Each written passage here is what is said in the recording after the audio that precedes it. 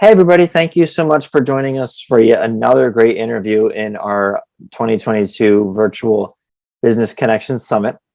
Today's video is going to be all about the legal things that we need to know when we are a business owner or getting into business. And we're going to be talking to Daniel Baker from Baker Law Group to find out about all of it. So, Daniel, thank you so much for taking the time to be with us.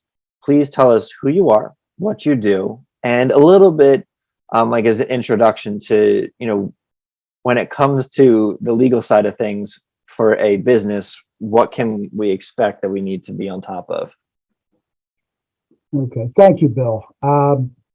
My name is Daniel Baker. I'm an attorney and owner of the law firm Baker Law Group with offices in Moorestown and Philadelphia. My practice concentrates in the areas of business, corporate, and real estate. And it's pretty much what I've been doing for my whole career. I've been practicing about 37 years, which does nothing more other than make me old. An experience, yes. So Hopefully, yeah. hopefully. So let's break it down. I think that might be an easier way. So first thing is creating a business, and it's a legal thing. And a lot of people are like, oh, I could just do it through the website, for the state or whatever. And I want to kind of get into what are the different forms of business that someone can have and what makes them want to choose one or the other. And then also what are the legal things that they need to think about when they're filing it, forming it, and getting all that stuff together? Okay. You just honestly, you just opened up a whole Pandora's box, not just on the individual legal items, but unfortunately to some, my thoughts on the issue of who actually creates your entities. So you've seen ads for LegalZoom and the like. There's LegalZoom is a one-stop shop. Go online, they handle paperwork for you, and they do. I mean, from what I understand, they do a credible job of doing exactly that, giving you pre-created documents and handing them over to you. The key, though, in creating a new entity or a new business is knowing how to do it, knowing perhaps more than anything, knowing what questions to ask. And the old cliche of you don't know what you don't know. And with outfits such as LegalZoom and those like it, they don't help you in that particular. They don't help you know what you don't know, and don't help you ask what you don't know to ask. So that aside, the one thing, and there is a conception, I think, that sometimes attorneys and accountants are at loggerheads. And the first thing I want to say is that work with a good accountant, because a good accountant is as important to your business and your formation as the attorney is. And I'll go into that in a moment why. So when you're going to create a new business, whether you're just starting up in a new location, you've bought a business, you have an idea where you want to protect yourself, the primary entities that people consider these days are corporations and limited liability companies. They're both very valid entities and each have their place. There are differences, however. But one of the things where there is no difference, and I think is a common misperception, is that, or a misconception, not a misperception, a misconception is that you personally will not get the same protection in an LLC that you will in a corporation. And that's just not the case. And by protection, I'm talking about protection from third parties, people who have claims against your business, people who have problems with your business. The LLC and the corporation both provide their owners the protection that I think most people are seeking when they look to get into business. Okay, so the primary differences are that an LLC, or let me step back, a corporation, the owners are called shareholders or stockholders. In an LLC or limited liability company, they're called members. It's still just, it may be both sides of the same paper, I'll let others decide that, but in essence, that is how the holding of ownership interests or the holding of stock or how they are owned. People, I think, and it's my belief that an LLC is perhaps a little more flexible for most people because there are less formalities. There are formalities, but there are fewer of them. Corporations are a little more formal, but there are other benefits. So, and this is where the accountant comes in. When you're creating your new business and starting a new entity, I think it's extremely important to speak to your accountant about how your entity is going to be taxed. So different types of business have different circumstances. If you are operating in a limited liability company, for example, that owns real estate, you're not going to be, I should say, it's unlikely that you will be receiving regular income from that, as in a salary. Mm-hmm. But if you're operating some other type of business where there is sufficient and constant cash flow, you may, for tax purposes, decide that it's more beneficial for you to take a salary. And that is those are the types of decisions that you need to make after consulting with your accountant. An LLC will allow you to be taxed in several different ways if you elect it. One as a partnership or as a sole proprietor, or even as a corporation if the circumstances warrant it, and once you make certain required tax elections. So, these are basic decisions that I think must be addressed when creating your new company.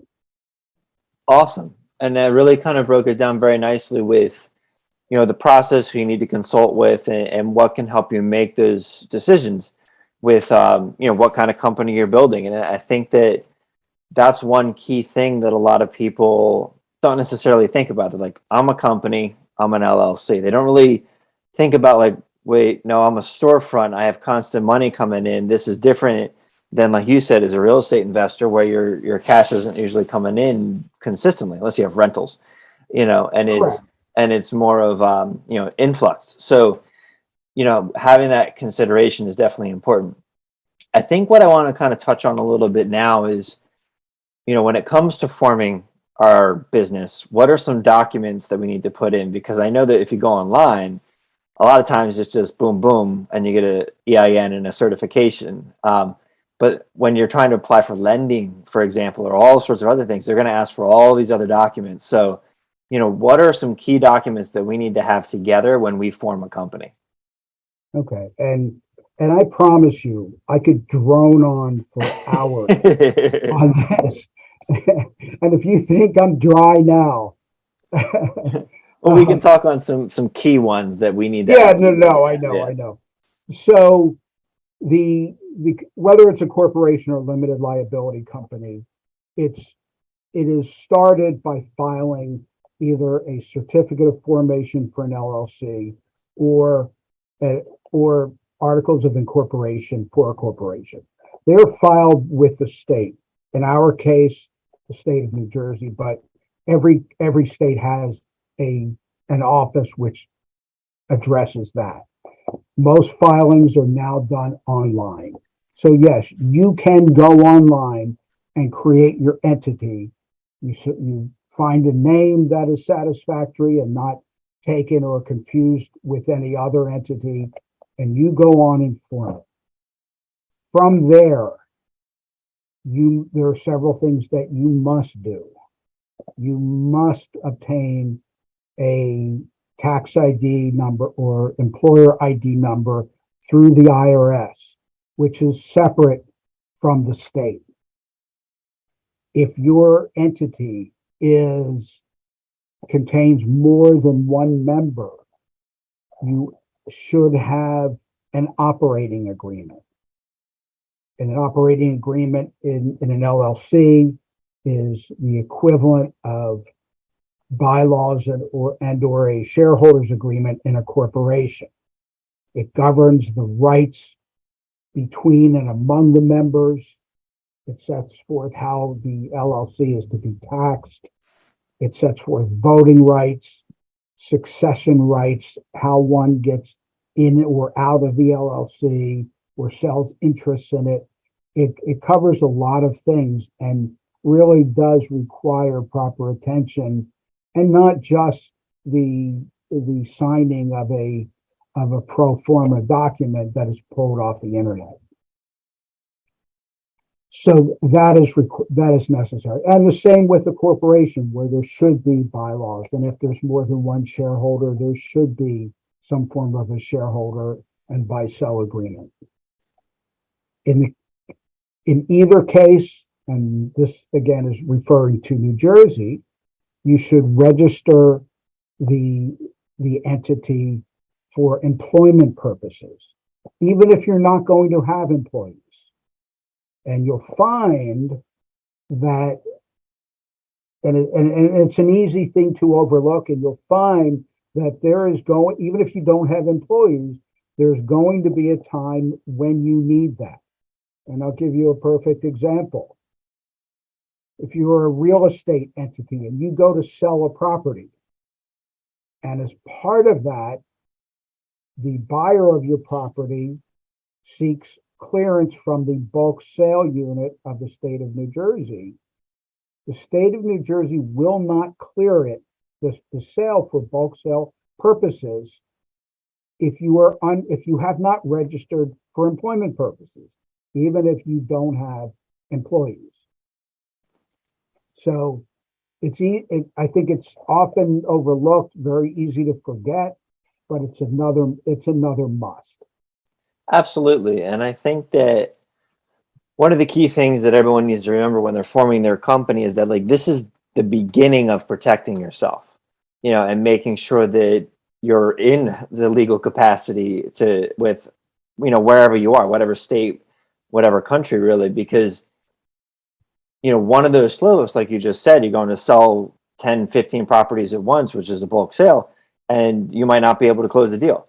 So, having these things set beforehand and having someone who knows what these things need to be is important, because it keeps you from having trouble further down the line, jamming up that pipeline or having legal problems. And we all like to think that our company will never have any legal issues whatsoever, but let's be honest. Someone's not going to be happy with you at some point, unless you're doing the business for 2 seconds, and they're going to have a disagreement with you. And having these things in place are integral to that initial protection. That kind of leads into the next thing I wanted to talk about, which was, now we've set up our company, and now we're talking like, okay, what else do I need a lawyer for? And one of those obvious things is potential protection from things that are going to happen. Someone has a dispute with us. So I wanted to kind of talk a little bit about, like, I'm trying to figure out the best way to phrase it. Not so much about what are instances that someone could have someone sue them over, but more of like what are reasons they would um like Face, what can the liability. lawyer do to help them stay that safe? Okay. You know what I mean? I guess that's the best way to say it. No, no, no. I understand your question. And you know what? And this may sound like the dumbest thing I will say today, but there's still time.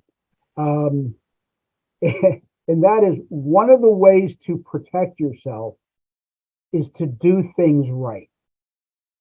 And by doing things right, some of these documents, whether they be formation documents or things I just mentioned a moment ago, that in each one individually may not make that much of a difference. It may, but it's more the fact that the entity that you have created has is set up so that it is not just acting as your alter ego.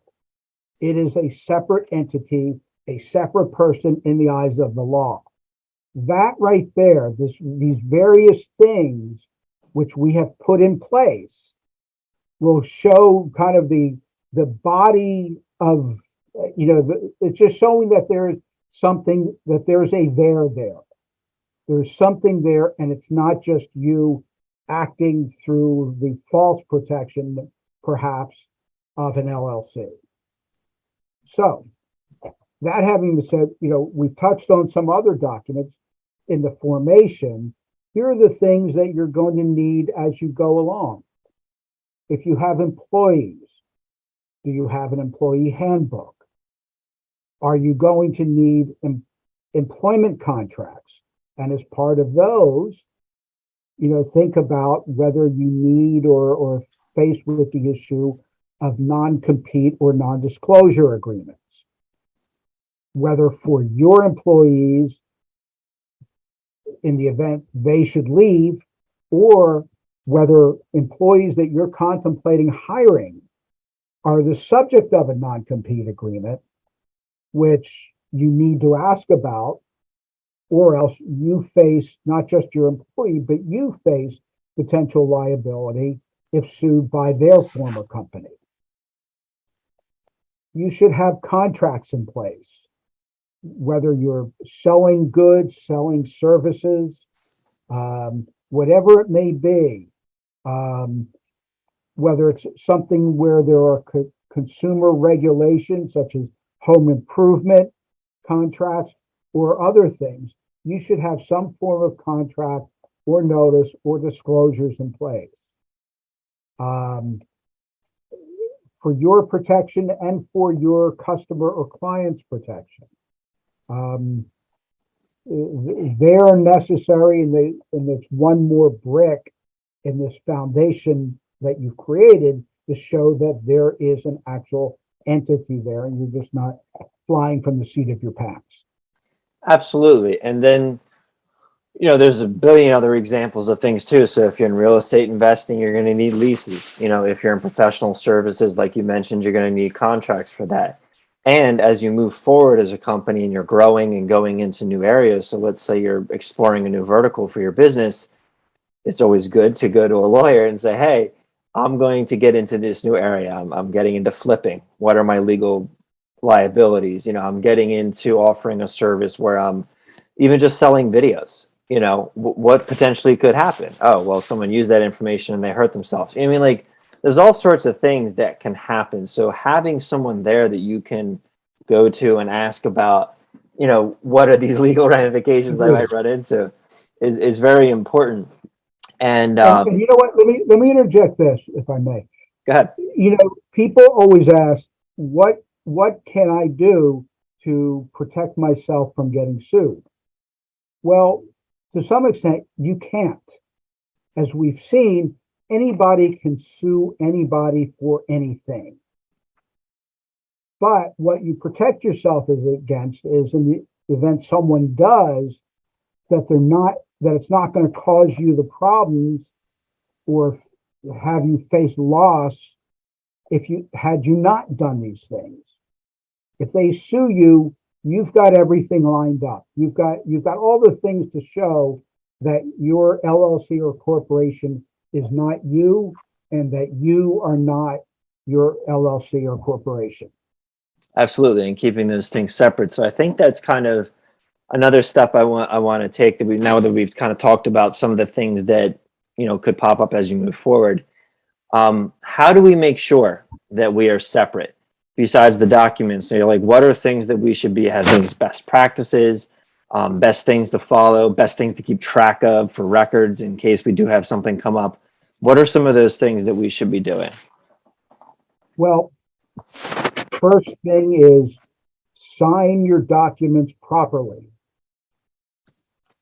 If your business enters into a contract, have your business is signing. You're signing on behalf of your business. Make sure it is clear that it is your business and not you, and that you are acting only as a representative of the business, as president, as an employee, whatever it is. Make sure that it's clear that it is you that is signing as a representative and not signing individually. That's number one. Number two, don't commingle your funds. Don't pay personal things out of your business. Don't pay business things personally. Unless for some reason you have to, make sure it's documented and explained.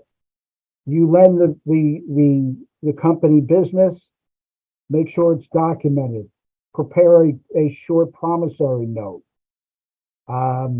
If the company is buying a bunch of things from the store and you throw in a few things for you personally, that may not matter, but try not to.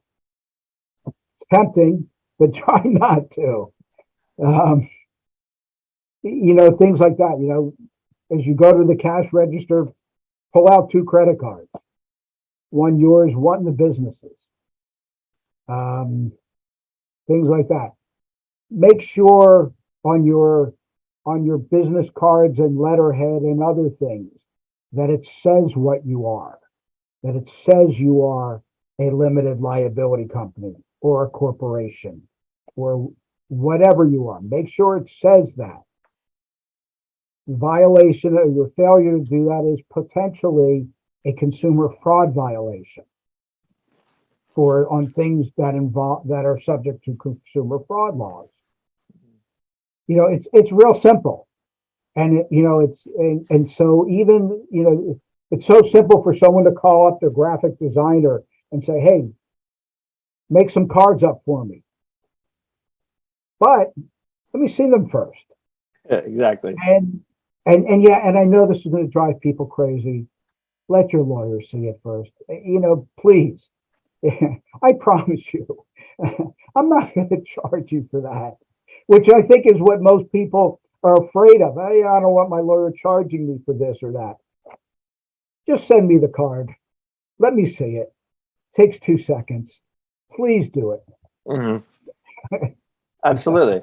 And, obviously on your website and all your marketing in general, Exactly. making sure that you're consistent, which is part of your branding, but also part of these things. And I think, this is really good. A lot of the things that I guess people can consider simple, but like having all these things in place makes it so much easier to handle situations as they come up.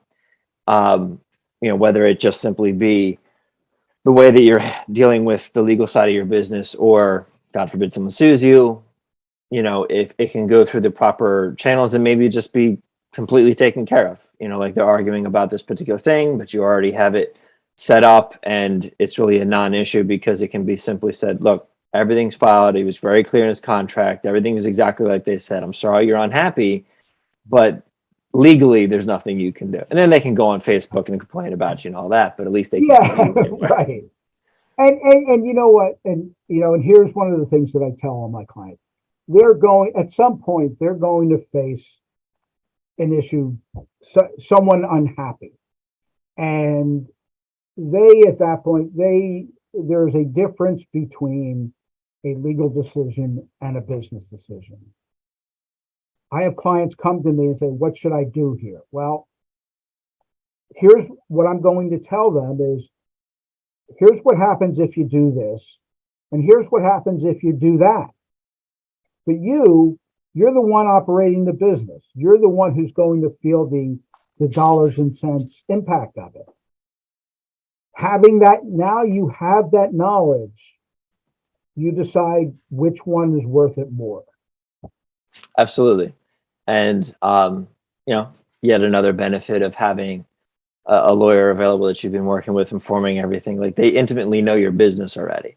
So it makes it Right. easier for them to say that, you know, and I think that that's another small point, not necessarily a huge one, but, you know, another point to have if you're working with the same person the entire time, they helped you form the company from the beginning because they're so intimately aware of what's going on in your business, because you had them fill out the paperwork and all that kind of stuff. When you have questions, it is easier for them to come back with answers because they don't have to review anything. They don't have to go through anything. You know, and that's the power of any relationship really that you build over time.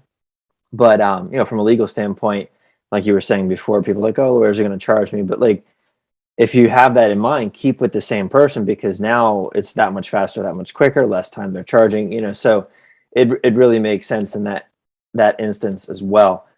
I was trying to get into another question. I'm going to think of what that question was, but in the meantime, is there anything that you wanted to bring up that we haven't covered yet? Certainly. Um, your business starts from different, the possibilities of how your business starts, there are different origins. I mentioned before, you can just start up your own business, or you can buy an existing business.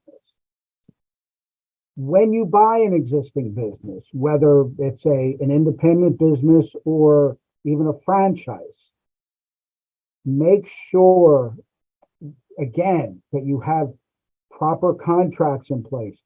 Please get an attorney. Please get an accountant. You need an accountant to review the numbers and the setup of the existing business. If you're going to step into their shoes, it's very important. I mean, I can't tell you how many times I've seen business purchasers say, oh yeah, he showed me the books, he showed me the numbers. You know, he assured me he wouldn't lie. And were that the case, I wouldn't have a job. And likewise, you know, accountants wouldn't have jobs either. But so get a contract, get it reviewed, do your due diligence, their books, their records. If there's real estate involved, make sure all their liens will be cleared at closing. Make sure there's no environmental problems. Make sure if you're going into a property that with a lease, are you taking over the lease or are you going to get a new lease? And if you are taking over a lease, when does it end? Are there options to renew it? What are the terms? What employees are you taking with you? Like I mentioned before, what type of non-competition agreements are in place? The are they following all local regulations? One for the business itself, but also local zoning regulations. So many things to be looked at when buying a business, that you really, I don't care how much you like your seller, you need to protect yourself. Absolutely. And that's, you know, yet another example of, you know, having someone there with that knowledge.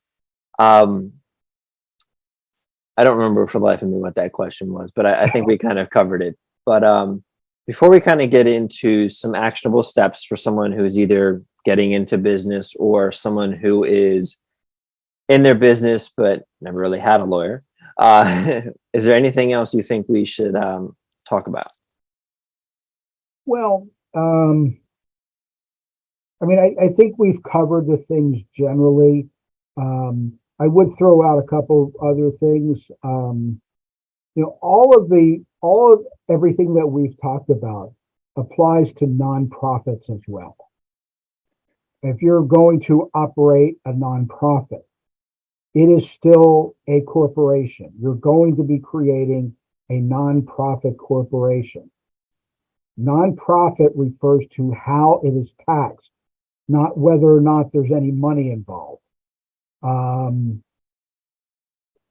Make sure you've spoken to both an attorney and an accountant to be sure that is set up properly, that there are proper bylaws in place, that proper applications were made for for exempt status, for tax purposes.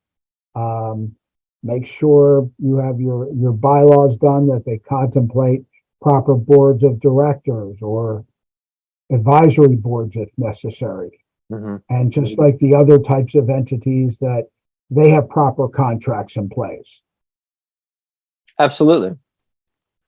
All right, great. Definitely a good point, because a lot of people, when they go into the nonprofit thing, the first thing they think of is 501c3, yay, and then like nothing else.